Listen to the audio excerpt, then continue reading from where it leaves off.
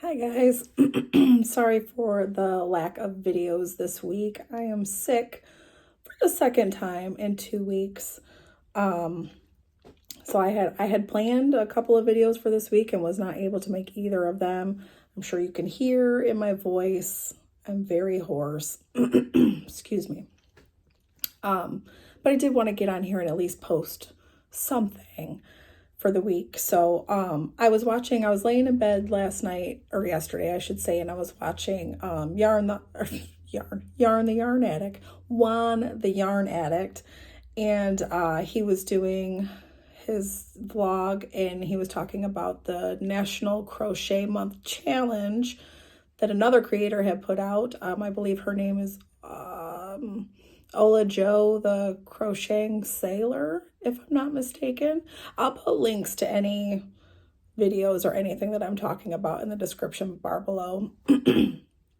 But I was like, oh, cool, it's National Crocheting Month. I didn't even know that was a thing. So I figured I would just sit down and start that challenge. And so you guys can like kind of get to know me a little bit better. And it'll just be a quick video that I can get up for the week too. So day one of this challenge is Meet the Maker. So that's me, Joe. If you haven't figured out that my name is Joe by the title of my channel, which is Joe Just Making Stuff. I am Joe. My name is Josette, but a lot of people call me Joe because Josette is not very common. It's not an easy name to remember. So yeah, a lot of people call me either Joe or JoJo. I don't really care either way. I love both of those names. So that's me. I like to make stuff in general. I'm generally just happy when I'm creating things. Doesn't really matter what it is. I don't care if I make mistakes. I just like to be making stuff. So I've recently, really just recently, actually, it's been 43 days now. I know how long it's been since I started crocheting because my very first day of crocheting, I started a temperature blanket and I'm on day 43. So I'm like a newborn, like baby crocheter. But I also am a soap maker. Soap making is kind of my first crafting love. Soap making holds a special place in my heart because my family had like a 2-year period where it was really rough. My dad was one of 7 kids, and him and 2 of his sisters, all 3 of them passed away like kind of back to back within that 2-year period. And when my dad passed away, my aunts really stepped up to the plate and were there for me. And one thing that we did together after he passed was take a soap making class. And I immediately fell in love with it. I just love the whole process of cold process soap making. And one of my aunts who took that class with me was one of my aunts who passed away after that. So it's always, when I make soap, that's like a special memory for me that I got to do that with her. So, but anyways, that's my soap making story. I do plan to have some soap making videos on this channel. Not a lot, because the thing with soap making is like I can crochet every day. I'm not going to make soap every day. Like we don't need 1,000 bars of soap at my house. So that's just something that I do, every once in a while, but it's very special to me. So you will probably see some soap making videos on this channel. I love to bake. I like to cook. I've recently gotten into painting a little because I've always wanted to journal, but I'm not like really one to, just sit down and write out my thoughts. So I've kind of gotten into art journaling a bit. So I'm doing a little bit of painting. But right now I'm really like crocheting is my main focus. So that is me. I am Joe. It's nice to meet you all. Day 2 of this challenge is works in progress. Like I said, I started crocheting through working on a temperature blanket. So my temperature blanket is my main work in progress. So this is what I got done so far. Like I said, I'm on day 43. I'm just doing a moss stitch, which is very, very beginner friendly. I highly recommend it if you are just starting out crocheting. So that's my everyday for the next year anyways, work in progress. I also started for my granddaughters, I'm doing some rectangle bags. If you're not unfamiliar with them, it's like you crochet like 4 rectangles and you kind of lay them in a grid and then weave all the sides together and it makes a bag and you just add handles, you know. I'll put like I said, I'll put a link in the description for anything that I'm talking about. It's a project that should be very beginner friendly. And I will say one problem that I have is I'll start doing something and I'll be like, ooh, that's so easy. And so I just do it and I don't necessarily follow every step that I should be following. And let's just say project is turning out to be a lesson in following directions. I haven't gauge swatched anything, so I had to like completely scrap one panel altogether because it was way too big. I've only got 2 panels actually that are usable for these bags, but it's okay because they're for Easter, so I've got time to fix my mistakes. But yeah, this is turning into a lesson and actually doing gauge swatches, actually like measuring the panels against each other to make sure that they're the right size. And just paying attention to what I'm doing. Because one of my panels, it should have been so easy. I literally was just alternating between single and double crochets. But I would just forget what row I was on and I would do like 2 rows of single crochets and 2 rows of double crochets. And I added a stitch somewhere along the line. And so part of the panel was wider than the rest of the panel. It was just a mess. So I had to scrap that whole panel. I'm going to have to start it over again. But I'll show you the 2 that I have done. So I got one done in a sideways stitch. And then I have one done in pebble stitch.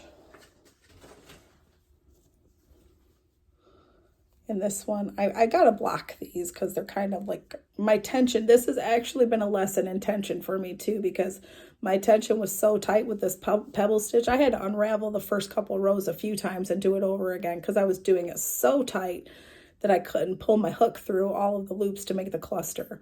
So I'm learning through this project for sure, but that's good because the whole reason I wanted to do this, because I figured, you know, I'm going to be doing 4 panels for each bag. It'll give me practice, it'll give me plenty of practice on a few different stitches.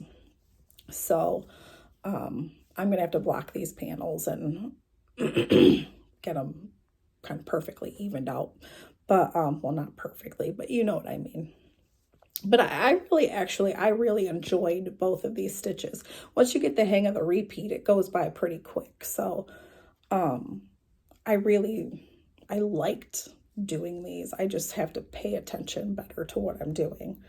So that's my rectangle bag, the Easter bags for my granddaughters. And then I only have one other work in progress right now. Where did I put the bag? I also decided to make them some bunnies for Easter. Originally, when I started crocheting, I had no interest in like amigurumi or plushies or anything like that. But with Easter coming around, a lot of amigurumi bunny tutorials started popping up on my feed because Easter's coming up. So I was looking at it and I'm like, why not? Like, I've got grandkids. I should be making them toys. So I took that retro velvet yarn that I got from Premier and started a bunny. I'm literally, like, I just started it. I'm on row 7. So I have, like, the top of a head. That's it. But so far, so good. It's been very easy to follow the tutorial that I've been following. So I got that. I got some safety eyes for it. I might turn them into bunny unicorns. I haven't decided yet. Because I just saw that like on somebody's little quick short video and it looked really cute. So I'll see how I do with just the bunny by itself, and then I may turn it into a unicorn too. I don't know. But those are my current works in progress. I have a lot more that I want to do, but because I need to get these done before Easter, those are my focus right now. So, day 3. Favorite stitch. I don't know that many stitches yet. But I will say I really, really like that pebble stitch. I like the sideways stitch a lot too, but I think the pebble stitch I liked a little bit more. It does eat up a lot of yarn, but it's a cute stitch. I don't know. I just like the look of it, and it was very, like I said, once you get the repeat of it, it's really quick and easy to do. So I really liked that pebble stitch. That's a cute stitch. But there's so many different stitches. I'm sure down the road I'm gonna have other favorites.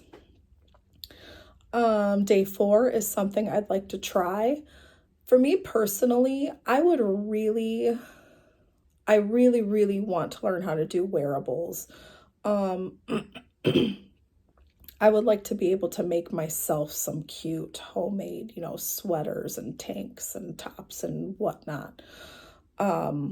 I feel like, I don't know, just for my own personal style, like I wear a lot of really plain things because a lot of times that's all I can find in my size that I like. But there's other things that I really like that I would like to make for myself for my size. And another problem that I have too is I would like to get to a point with wearables where I can customize the shape of something to my body shape, because I'm very like a lot of times, like, I don't know how to explain it. It's like clothes for women are cut for either someone who is top heavy or bottom heavy, but my body is like middle of the body heavy.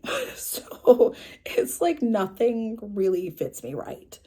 So I would love to get to a point where I can customize handmade goods for myself to my body specifically. Like, that is a goal of mine. So that is something, wearables is something that I definitely want to try. Day 5 is being silly. I don't really know what to do or say about that. Honestly, I stay silly. I'm always cracking jokes, especially with my husband. I'm the kind of person, I'll be serious when I have to, but for the most part, I try to keep it light, try to keep it funny. I don't want to be like high strung all the time. I love a good laugh. So we stay silly around here. So, yeah, that's all I can really say about that. Day 6, full of color. I love color. I love color. My husband is a total opposite of me in that respect. He's like 50 Shades of Grey. When I moved into his house, because we've only been together for a couple of years, literally like in November was our 2-year anniversary of when we met. June will be our 2-year wedding anniversary. When I moved in here, it's like everything is so just monotone. Like in the main areas, I mean, you can see the walls behind me. They're like this kind of just tan, beige, kind of basic, neutral. Any space that he's like decorated himself is like 50 Shades of Gray. He's like a caveman. He loves a gray space, gray and black. If he could just decorate everything in gray and black, he would be perfectly happy. I am the total opposite of that. I need color and I need light in my life. I will literally get physically depressed if I'm in a dark place for too long. So I love color. I have no qualms with using bright colors whatsoever. If you, I pulled out this ball of the Taki tandem yarn that I got in my last haul. Like this, just looking at this brings me so much joy. Like, I love it. I love it so much. I love all the colors. So no problems whatsoever using color. So that was day 6. Day 7 is a stash. I'm not going to show you guys my stash because, for one thing, it's kind of spread out throughout the house, and the house is a mess right now because I've been so sick. But if you've watched any of my haul videos over the last, since I've started this crocheting journey, there's just a few of them. If you watch any of them, you know what my stash is because I show everything. So I don't have some massive stash. I actually, the bulk of my yarn is organized. Well, not organized, but it's put away into like a six cube cubby thing that hangs in the closet that my husband is convinced weighs 200 pounds. There's no way it weighs 200 pounds, but he says every time he tries to move it over in the closet, it weighs 200 pounds. It's not even close. But yeah, it's like my stash is very small because I just started crocheting. So, yeah, I don't have like some giant yarn wall or anything like that to show you guys. I don't have that much yarn yet. And I might not ever have that much yarn. Who knows? So my stash it's scattered, but it's small. In day 8, which is today, is crochet controversy, a magic ring or a chain ring. I can't really speak on this controversy because the only thing that I've done using the ring is this beginning of this bunny. I used a magic ring to do this. It was super easy. I thought it was super easy. I don't know. I can't imagine. I've seen people in videos do the crochet ring, or the chain ring, I should say. And that looked relatively easy too. So I feel like it doesn't really make a difference. I think you're probably good to go either way. Whatever, just, float your boat, just do it. I don't think it would matter. So, whatever lifts your skirt, just do it. Like I said, I used the magic ring. It was easy. I liked it. I'll probably do it again because I've done it once and I know how to do it now. So that's all I can say about that. I don't know that there's too much controversy related to that, but I don't know. I'll have to watch other people's videos to see what they say. So yeah, so that's day 8.